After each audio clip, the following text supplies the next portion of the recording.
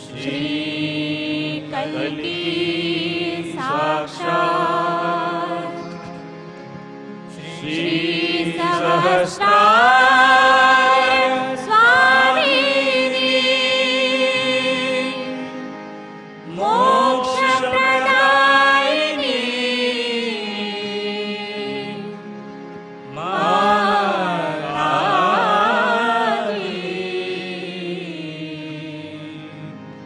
श्री विमला देवे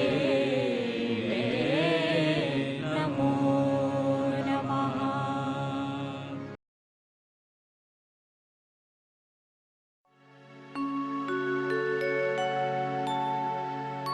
जय गणपति जय उमासुत शंकर सुमन गणेश। जय जय श्री मां निर्मला सदा बसो हृदय सदा बसो हृदय।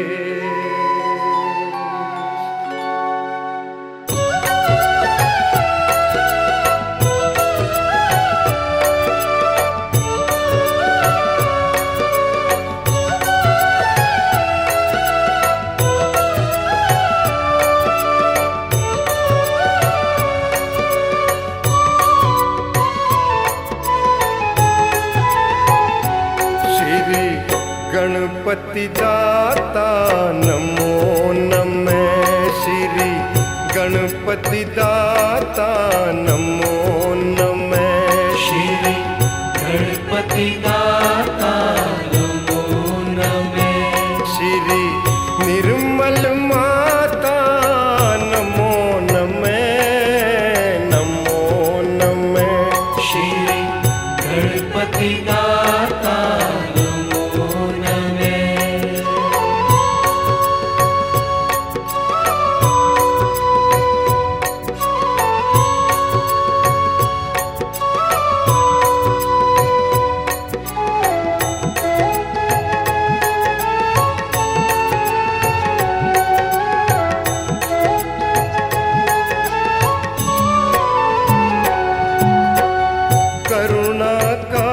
भंडार तुम्ही हो, ममतामयी बहार तुम्ही हो। सुखदाता हो, दुख हरता हो, सुखदाता हो, दुख हरता हो। रिद्धि सिद्धि दातार तुम्ही हो, रिद्धि सिद्धि दातार तुम्ही हो। जीवन का आधार तुम्ही हो, प्राण तुम्ही संसार तुम्ही हो।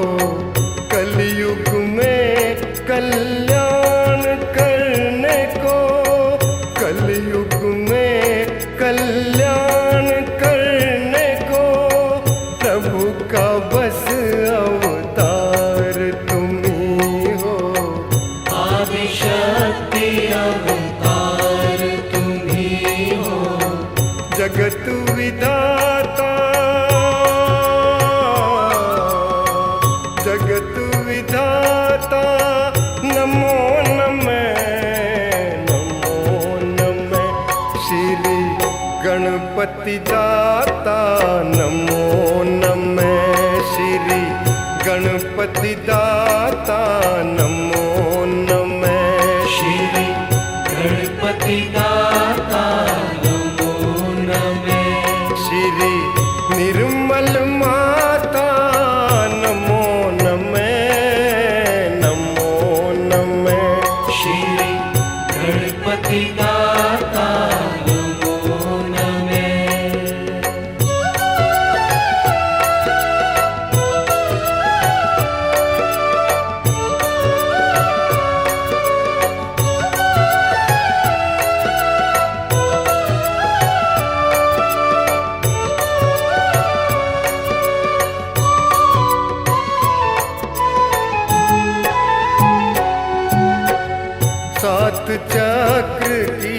बनी ये काया, सब में तेरा नूर समाया। जीवन की पहचान करा कर, जीवन की पहचान करा कर, मानवता का सार बताया।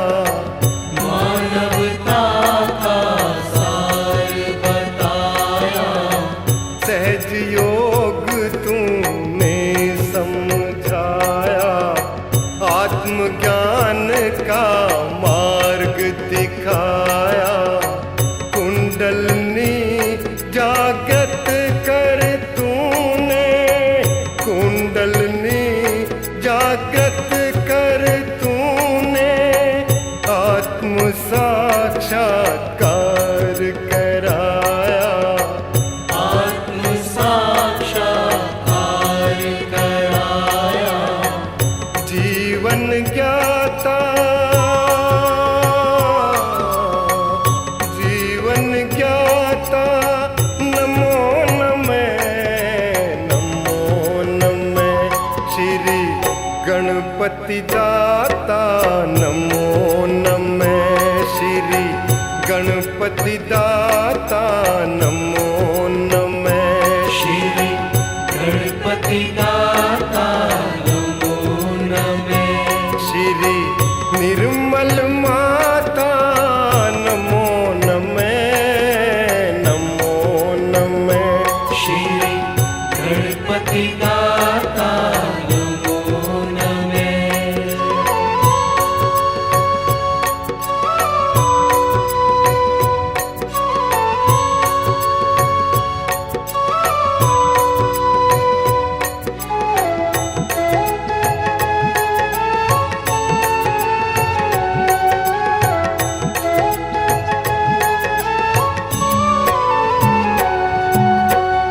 मैं हूँ मैया सहजी तेरा, मन मंदिर में करो बसेरा।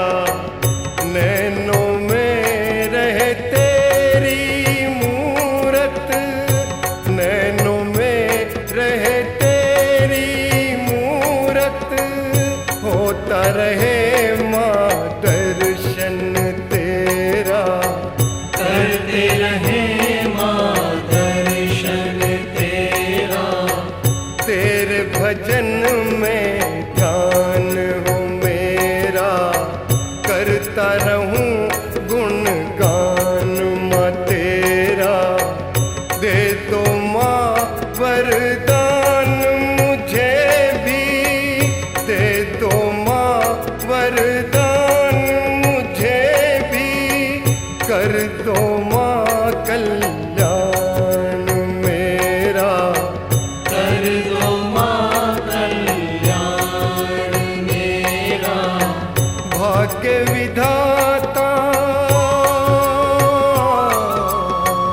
भाग्य विधाता नमो नमः, नमो नमः। श्री गणपति दाता नमो नमः, श्री गणपति दाता नमो नमः। श्री गणपति दाता नमो नमः। श्री निर्मल माता नमो नमः, नमो नमः। श्री गणपति दाता नमो नमः। श्री गणपति दाता नमो नमः। श्री गणपति दाता नमो नमः।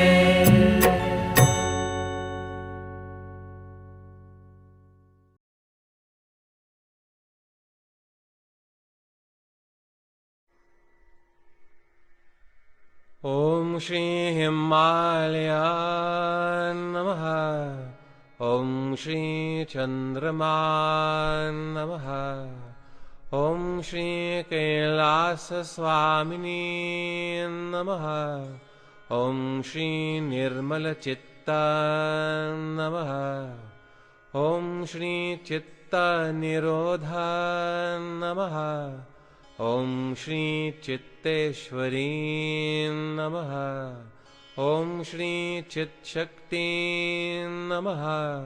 ॐ श्री मुकुटेश्वरी नमः। ॐ श्री मोहम्मद नमः।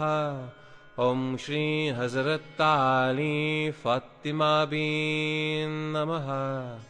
ॐ सर्वतापहारिणी नमः। ॐ श्री संजीवनी स्वामिनी नमः। ॐ श्री विचारशैथिल्य नमः। ॐ श्री अतिक्रियशैथिल्य नमः। साक्षात् श्री आदिशक्ति माताजी श्री निर्मला देव्यै नमो नमः। ॐ श्री हिमालया हिमालया हिमालया हिमालया।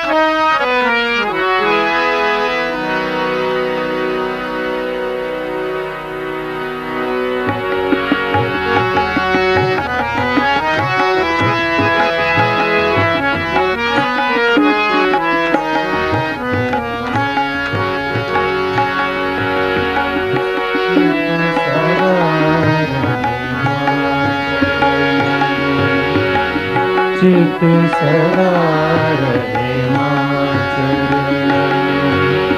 करो प्रार्थना शुद्ध हृदय से, करो प्रार्थना शुद्ध हृदय से।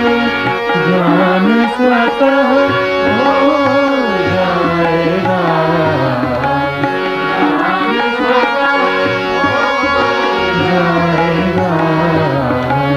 चित सदा रहे मां चरणन में। चित सदा रहे मां चरणन में।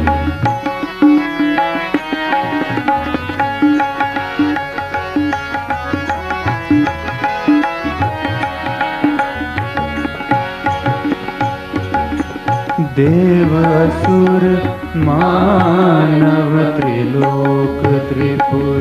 देव असुर मानव त्रिलोक त्रिपुर। किया सबका माने ही सृजन। किया सबका माने ही सृजन। देव असुर मानव त्रिलोक त्रिपुर। देव असुर मानव त्रिलोक त्रिपुर। किया सबका माने ही सृजन। भ्रमित न हो तू माया की मृग तृष्णा में।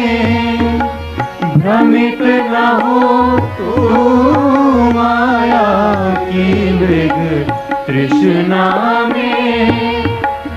थाम ले श्री माता प्रेमाचल। थाम ले श्री माता प्रेमाचल। सर्वत्रिताप नाश हो जाएगा। सर्वत्रिताप नाश हो स्वयं हो जाएगा, ध्यान स्वतः हो जाएगा, चित्त सदा रहे मां चरण में, चित्त सदा रहे मां चरण में।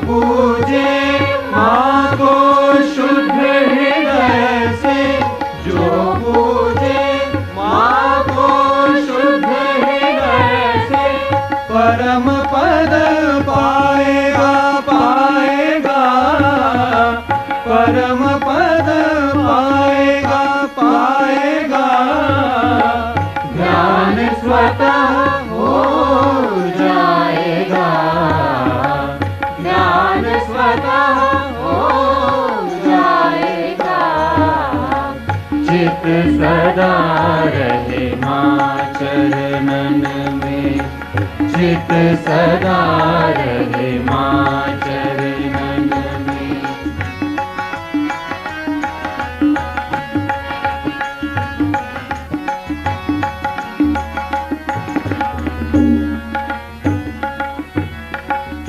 शुद्ध ज्ञान मांगो श्री मां से, चित्त समर्पित श्री चरणों में। शुद्ध ज्ञान मांगो श्री मां से, चित्त समर्पित श्री चरणों में। जो करे प्रकाशित आत्मा को अंदर और बाहर में, अहंकार रहे पूर्ण समर्पित मां की महिमा गाने में। अहंकार रहे पूर्ण समर्पित मां की महिमा गाने में। जो पूजे मां को नित्य हृदय में, जो पूजे मां को नित्य हृदय में, भक्ति अनन्य ही पाएगा, भक्ति अनन्य ही पाएगा। ज्ञान स्वतः हो जाएगा, ज्ञान स्वतः हो जाएगा। चित्त सदा रहे मां चरणन में, चित्त सदा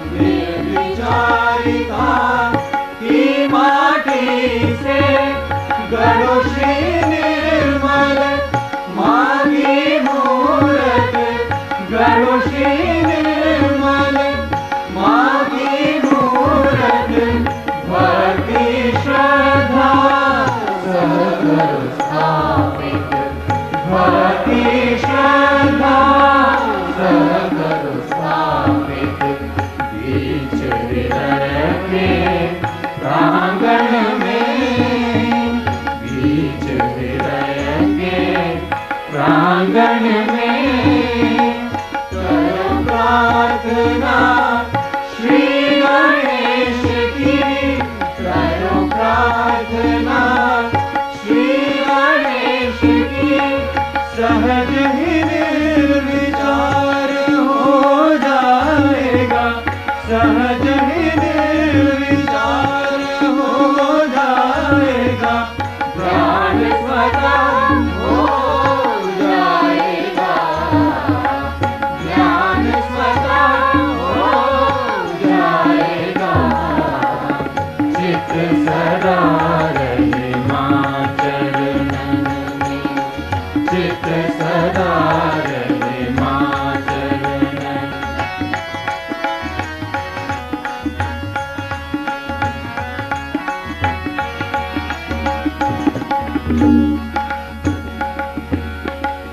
ध्यान बीज भारित होने पर ध्यान सही कहलाता है।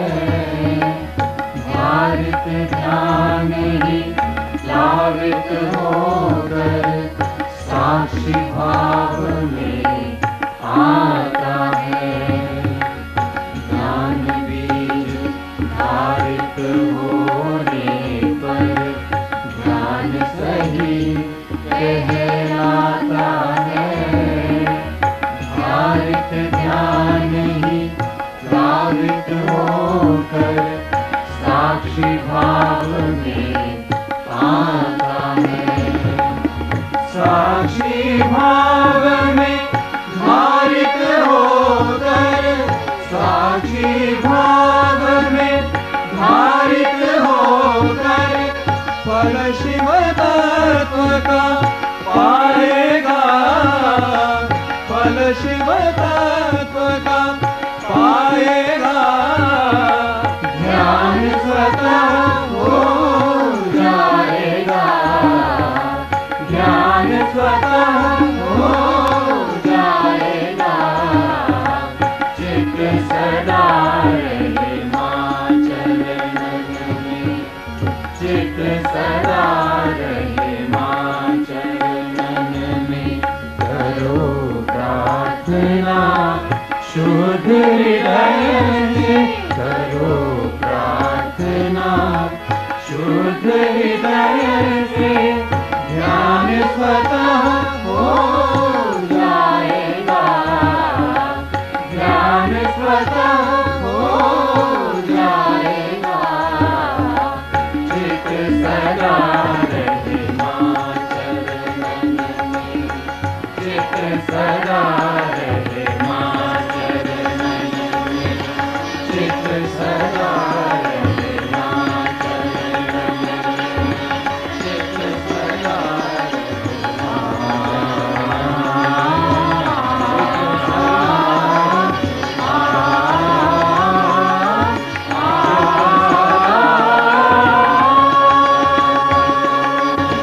रहे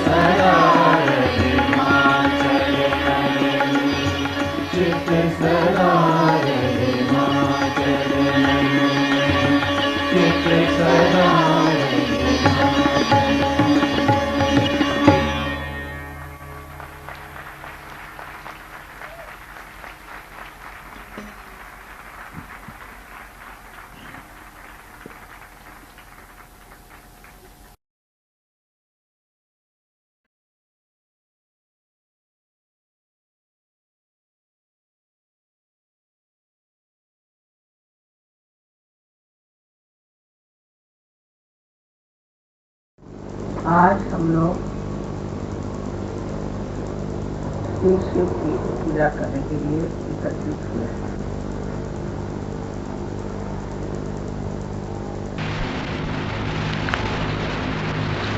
शिव जी के लिए कहा जाता है कि वो बहुत सरल हैं और एकदम भोले हैं,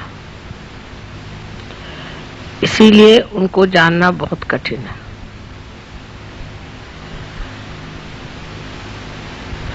कुंडलिनी का कार्य जो है वो देवी का कार्य है। देवी ही इस चराचर सृष्टि को बनाती है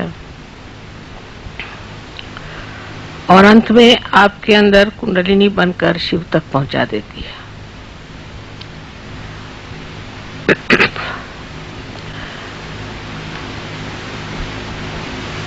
शिव का पूजन होते वक्त याद रखना चाहिए कि शिव के गुण धर्म हमारे अंदर विकसित हुए या नहीं। इसलिए सबसे पहले कुंडलिनी के ही गति को समझ लेना चाहिए। जब कुंडलिनी का जागरण होता है तो सर्वप्रथम वो आपके शरीर को स्वस्थ करती है, क्योंकि शरीर का भी स्वस्थ होना जरूरी है और इसलिए आपका चित्त पहले अपने शरीर पे जाता है। शुरुआत में सब यही बताते हैं कि मुझे ये तकलीफ, मेरी ये शारीरिक तकलीफ है, मुझे यहाँ दुखता है, मुझे ये बीमारी है। या कुछ लोग शरीर से हृष्ट पुष्ट होते हैं तो वो बताते हैं कि मुझे सांसारिक क्या तकलीफ है। क्योंकि जब हम लोग जागृत अवस्था में होते हैं तो हमारा चित्त इन सब चीजों की तरफ आकर्षित रहता है और इससे हम लोग काफी तकलीफ में रहते हैं। जैसे जैसे आप सहयोग में आएंगे आप यही पाएंगे कि लोग पहले अपने शरीर की या अपने सांसारिक चीजों की या मानसिक स्थिति की ही चर्चा करते हैं। इसलिए पहले ये व्यवस्था की गई थी कि शरीर को पूरी तरह से त्याग दिया जाए, यानी उसके तरफ ध्यान न देना चाहिए और उसको कष्ट देना चाहिए। अगर आप पलंग पे सोते हैं तो आप नीचे उतर के फिर तख्त पे सोइए, फिर तख्त से आप फिर चटाई पे सोइए, फिर आप जमीन पे सोइए, फिर आप पत्थर पे सोइए, फिर आप दलदल में सोइए। ऐसे अनेक तरह से शरीर को पक्का बनाया जाता था जिससे शरीर बाद में कोई तकलीफ न दे। शरीर का आराम किसी भी तरह से मान्य नहीं किया जाता था। जैसे अगर एक रात जागरण हो गया तो तकलीफ हुई तो फिर 7 रात जागरण करो, फिर तकलीफ हुई तो 24 रात जागरण करो। उसी प्रकार खाने पीने का भी, अगर मनुष्य को खाने की बहुत लालसा है तो आप 1 दिन उपवास करो, फिर आप 7 दिन उपवास करो, फिर आप 40 दिन उपवास करो। जो आपको चीज पसंद नहीं हो ऐसी चीज आप खाओ और बाकी सब चीज आप छोड़ दो। यहां तक कि आप अन्न मत खाओ, सिर्फ फल मूल खाओ। फिर अगर आपको कपड़ों का बहुत शौक है तो आप सादे कपड़े पहनो, फिर आप हल्के कपड़े पहनो, फिर आप हिमालय पे जाओ और वहां पूरे कपड़े उतार के ठंड में आप ठिठराओ। इसी प्रकार किसी को नखरा हो कि मुझे अच्छा घर चाहिए, मैं अच्छे घर के बगैर नहीं रह सकता, मेरे जैसे आजकल लोगों को बाथरूम अच्छा चाहिए, कपड़े, आजकल तो सब चीजें बहुत ज्यादा आ गई हैं तो उतनी हम लोगों की इच्छाएं और प्रवृत्तियां बढ़ गई, उधर हमारा चित्त ज्यादा जाता। तो कहा जाता था कि अच्छा ठीक है आप बड़े महल में रहते हैं तो अब आप आकर के पहले झोपड़ी में रहो। फिर झोपड़ी में भी बाड़ा लगाते थे, उसमें भी वो अपने को असुरक्षित समझते थे। तो कहा जाता था अच्छा अगर इसमें आप अपने को असुरक्षित समझते हैं तो ठीक है आप जंगल में आके रहो।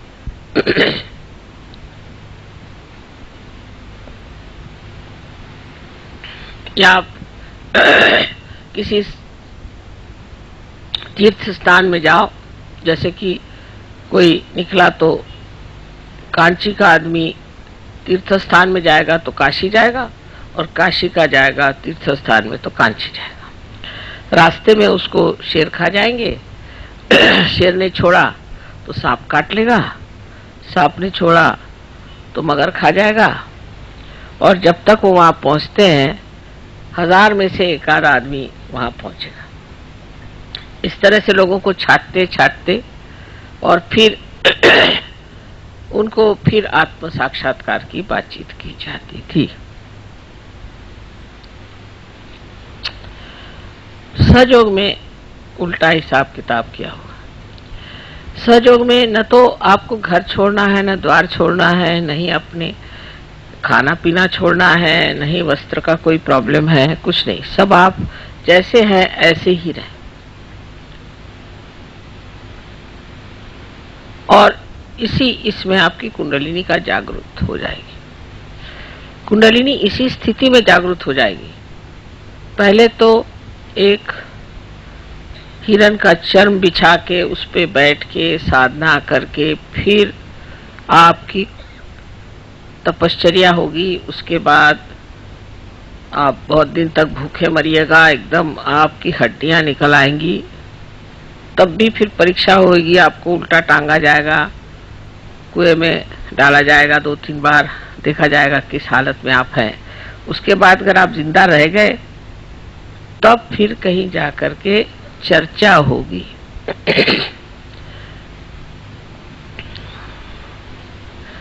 अब सहयोग में उल्टा कारभार। पहले तो हमने ऊपर का शिखर बना दिया, खोल दिया शिखर, सहस्त्रार खोल दिया, और सहस्त्रार खोल के अब कहा कि आप ही लोग अपने को ठीक करें।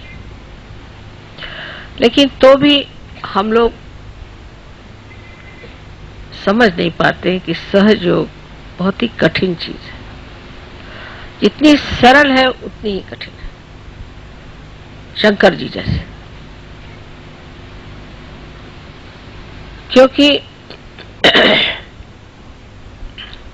हमारे अंदर अनेक नाड़ियां हैं, और उन नाड़ियों को खोलने का एक ही तरीका है कि हमारा चित्त जो है वो इधर उधर न उलझे। तो सहयोग में ये तो कोई नहीं बताते कि तुम खाना पीना छोड़ दो, कि उपवास करो और तुम जाके हिमालय में ठंड में बैठो, ये कोई नहीं बताता। लेकिन क्या करना चाहिए जिससे हमारी प्रगति हो? तो सबसे पहले हमें अपनी तरफ अंतर्मन करके विचार करना चाहिए कि ये मैं क्या कर रहा हूं। जैसे कि अब आप कहीं गए और आपने देखा कि आपको सोने की जगह नहीं मिली, तो फौरन आप शिकायत करना शुरू कर देंगे कि माँ देखिए हम वहां में सोने की जगह नहीं मिली। उस वक्त यह सोचना चाहिए कि मैं ऐसे क्यों कह रहा हूं, क्योंकि मैं अपने शरीर के बारे में चिंता कर रहा हूं कि मुझे सोने की जगह नहीं मिली, मुझे ठीक से जगह नहीं मिली, और मैं अपना चित्त इसी में डाले जा रहा हूं।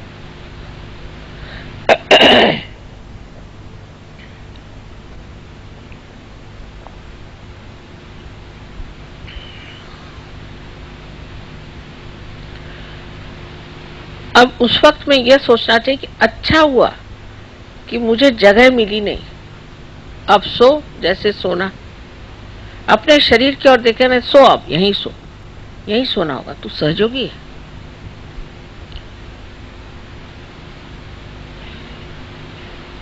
तुझे सोने के लिए अच्छी जगह क्यों चाहिए? दुनिया में कितने लोग हैं रास्ते पर सो जाते। तू कौन बड़ा भारी हो गया कि तुझे सोने के लिए अच्छी जगह चाहिए? और लोग तो खड़े खड़े भी सो जाते हैं। तू खड़े खड़े क्यों नहीं सोता? और फिर सोना भी क्या जरूरी है? अपने को समझता क्या है तू? ऐसे अपने शरीर से प्रश्न पूछना चाहिए। एकदम आफत आ जाए अगर कोई एक बार खाना न खाए तो, मैंने देखा है आफत आ जाती लोगों पर अगर एक बार खाना न मिले।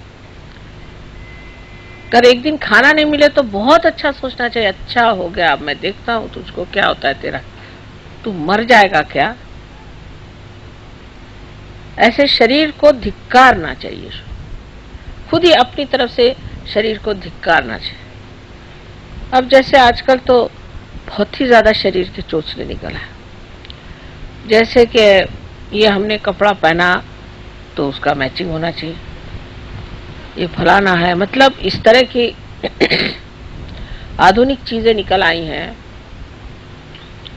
और उसके जो नॉर्म्स परिमाण है वो इतने ज्यादा कृत्रिम है कि हम लोगों को समझ में भी नहीं आता है कि हम इस कृत्रिमता के एक पूरी तरह से गुलाम हुए जा रहे हैं। इसका मतलब ये नहीं कि आप विक्षिप्त हो जाएं, इसका मतलब ये नहीं कि आप अजीब से कपड़े पहन के घूमिए, और इसका मतलब ये नहीं कि आप हिप्पी विप्पी हो जाएं, ये मतलब नहीं। पर समझ लीजिए किसी स्त्री को एक मैचिंग ब्लाउज नहीं मिला तो उसको तो लगता है कि वो गई काम से बिल्कुल खत्म। पहले जमाने में कोई मैचिंग पहनता ही नहीं था, अब अगर उसके मैचिंग फिर वो स्वेटर नहीं मिला तो फिर तो समझ लीजिए कौन देखता है आपको क्या पहने न पहने।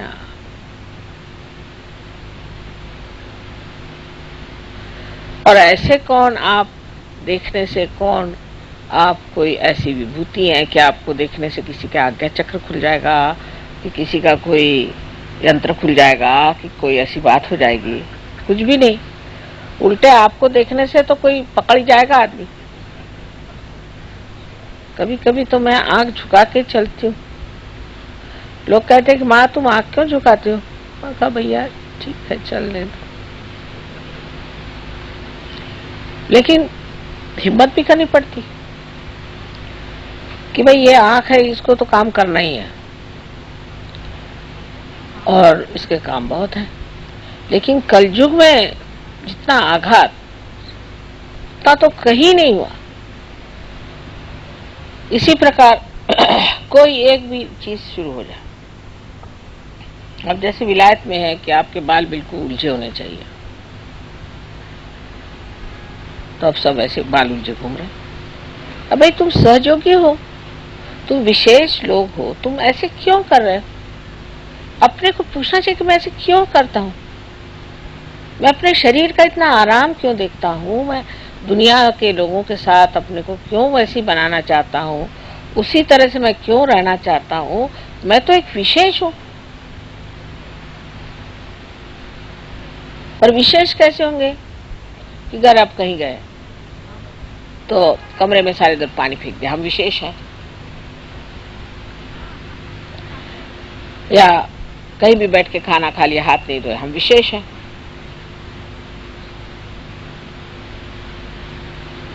विशेष का मतलब ये कि आप में जो ये चित्त की चल विचल है उसे रोकना है,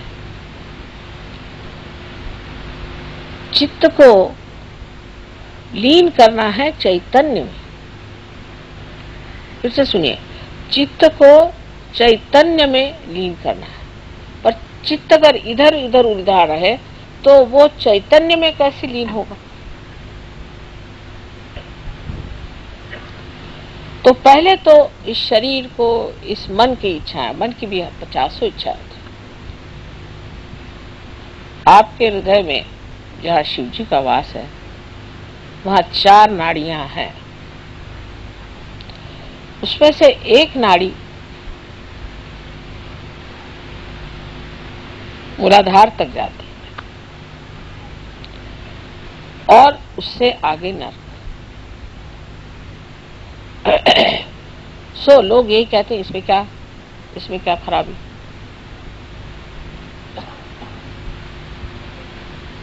लेकिन आप सहयोगी हैं, अब आप नर्क काहे को जा रहे हो बाबा, आपका रास्ता बन गया आप नरक की ओर क्यों जा रहे हैं? तो अपने और चित्त में ध्यान देना चाहिए कि मुझे ये वासना क्यों है मेरे अंदर, क्यों है, कहाँ, किस लिए, जो मुझे नरक की ओर ले जा रहे। मैं तो एक कदम ऊपर रखे हुए हूं और एक कदम कब्र में रखा हूं, तो या तो कब्र में बैठ जाओ या ऊपर ही रह लो। ऐसी जो लटकी हुई स्थिति है, हमारे इसमें है एक गोली पर्स में, मैंने पर्स में है, साधना कहने से आ जाए, साधना कह दो ले आएगी, लाना चाहिए बोल बोल के भी। हाँ, तो अब चित्त जो है उससे कहना कि तू कहाँ भाग रहा है, नर्क के तरफ जाना चाहता है क्या?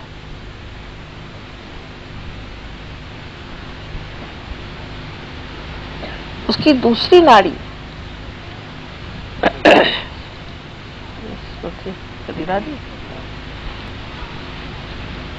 उसकी दूसरी नाड़ी है, वो नाड़ी हमें इच्छाओं की तरफ ले जाती है। इसीलिए बुद्ध ने साफ साफ कहा था कि कोई सी भी इच्छा करना यही हमारे मृत्यु का कारण है। इसीलिए हम बुढ़े भी हो जाते हैं और इसीलिए हम बीमार करते हैं, क्योंकि हमें इच्छा होती है, इसलिए डिजायरलेसनेस होनी चाहिए, इच्छा हमारी बिल्कुल खत्म हो जाती है। लेकिन वो खत्म नहीं होती।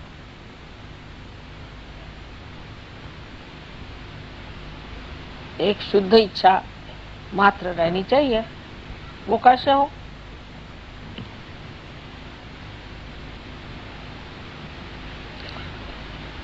शुद्ध इच्छा इस तरह से हो सकती है कि आप सोचे मुझे इसकी इच्छा क्यों हो रही,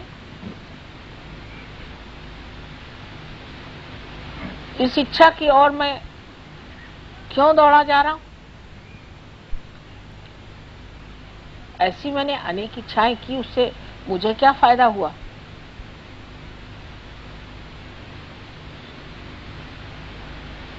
तो जो कुछ भी मिला है उसी में आनंद मान लेना ही एक सहयोगी का कर्तव्य।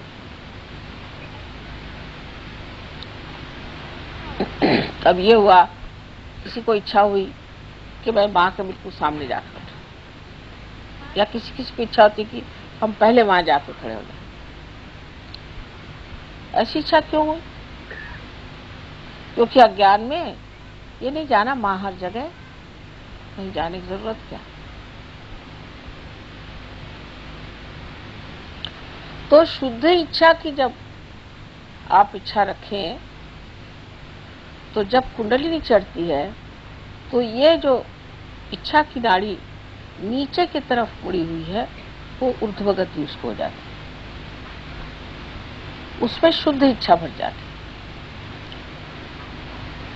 इच्छा मनुष्य करता है इस विचार से कि इससे मुझे सुख मिलेगा, आनंद मिलेगा, मिलता कुछ नहीं।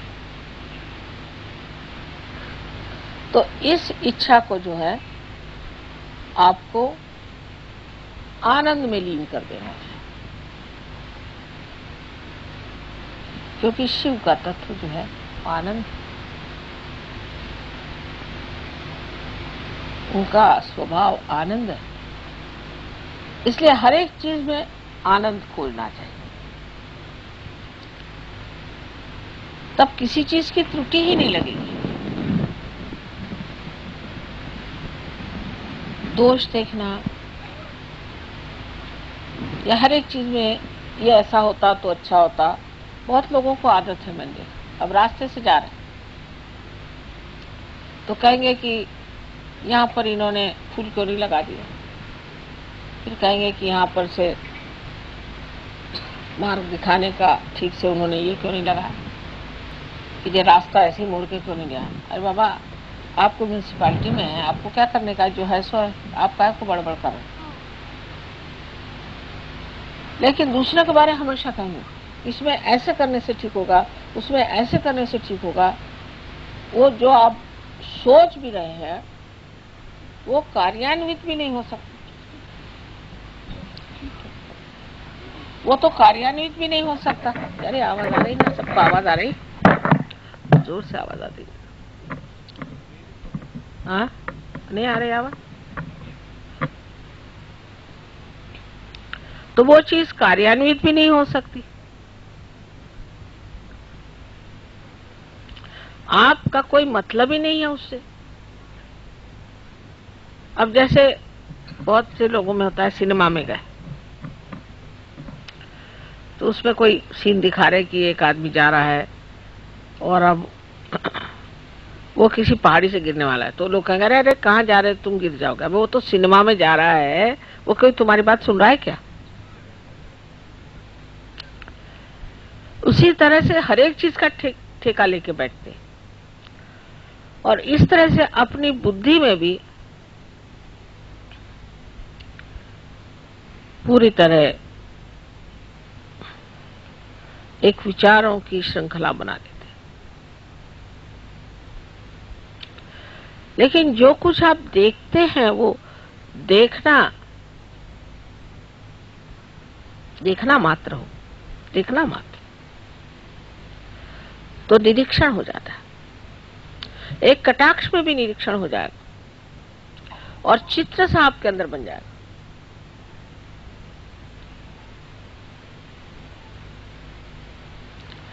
लेकिन वो देखना नहीं होता, इसे निरंजन देखना कहते हैं। उसमें कोई रंजना नहीं होनी चाहिए, ना उसके प्रति कोई रिएक्शन ही नहीं होनी चाहिए, बस देखो।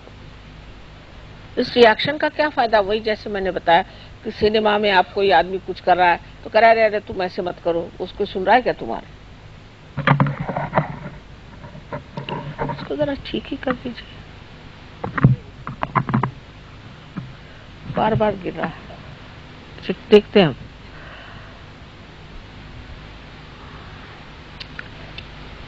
तो निरंजन देखना ये भी शिव का ही तत्व है।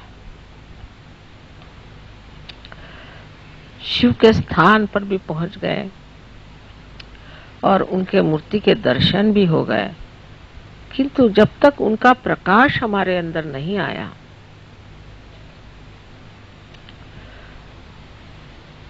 तो सब व्यर्थ ही है।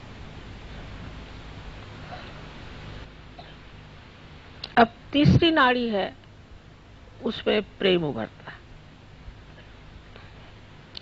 प्रेम मारे मेरा बेटा, मेरी बहन, मेरा भाई, मेरा बाप, मेरा पति, ये सब दुनिया भर की रिश्तेदारी। इसमें भी बहुत लोग उलझे रहते हैं। सहयोग में आने के बाद भी मैं सालों तक देखती हूँ कि वो छूटता ही नहीं उनका, वही वही बातें, वही वही बातें। जब देखा तो मैं तो भागती हूँ, अरे बाप रे आए फिर से। मेरे भाई का ऐसा हुआ तो मेरे बहन का ऐसा हुआ, तो मेरा फलाना ऐसा, तो ठिकाना ऐसा। मेरे लड़के ने ऐसे किया तो लड़की ने ऐसे किया। अब ये कहना कि ये रिश्तेदारी वृथा है, तो ये तो बात ठीक नहीं।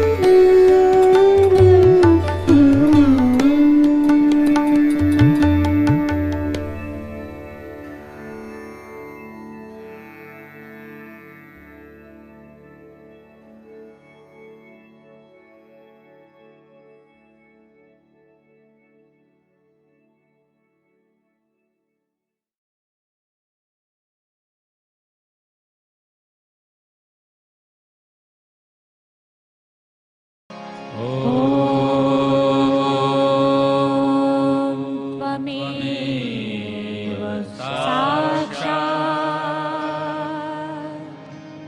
श्री महालक्ष्मी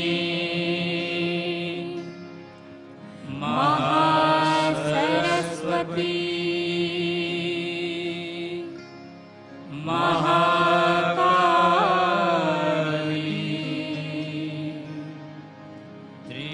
त्रिगुणात्मिका कुण्डलिनी साक्षात् श्री आदिशक्ति माताजी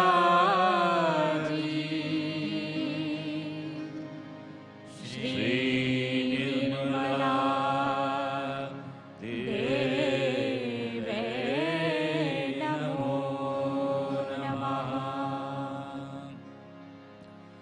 ॐ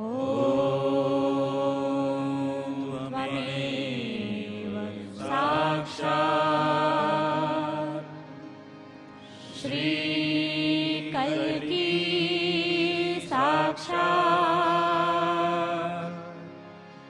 श्री आदिशक्ति माताजी श्री निर्मला देवे नमो नमः। ॐ त्वमेव साक्षात् श्री कल्की साक्षात् श्री सहस्रार स्वामिनी मोक्षप्रदायिनी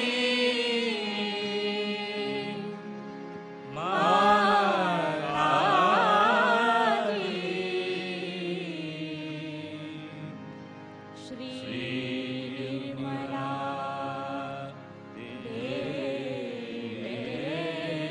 नमो नमः। श्री